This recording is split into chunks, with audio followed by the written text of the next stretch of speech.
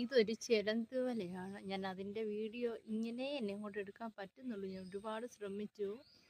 നല്ല വൃത്തിയായിട്ട് കാണാമല്ലോ. ഇതിനകത്ത് ചിലന്തിയില്ല. ചിലന്തി രാത്രി വരും, രാവിലെ ഡ്യൂട്ടി കഴിഞ്ഞിട്ട് പോവും.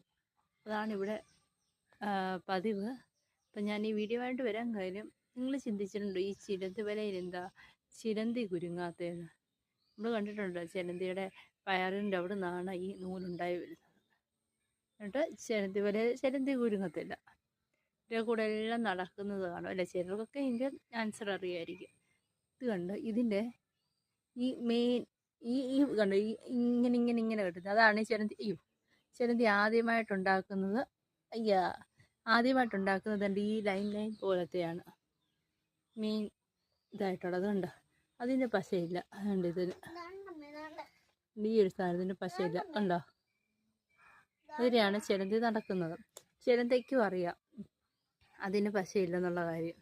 പിന്നെ ഇതിൻ്റെ ഈ കാണുന്ന കുറുകെ ഉള്ളതില്ലേ, അതിനാണ് പശയുള്ളത്. ഉണ്ട് അതിനെ ഒരു ചിലന്തി തന്നെ കൊണ്ടാലും അത് ഒട്ടിപ്പോ ഉണ്ടോ. ഈ കുറുകെ ഉള്ളത് പശയുള്ളത്. ഞാൻ ഇവിടെ കാണാം. ഇത് ഈ നെടുകയുള്ള ഇതിന് പശയില്ല. ഇതിന് പശയുണ്ട്, മറ്റേ നെടുകയുള്ളതിന് പശയില്ല.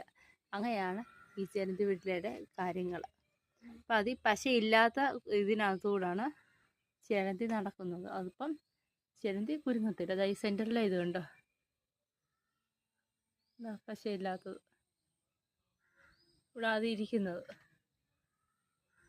കണ്ടോ.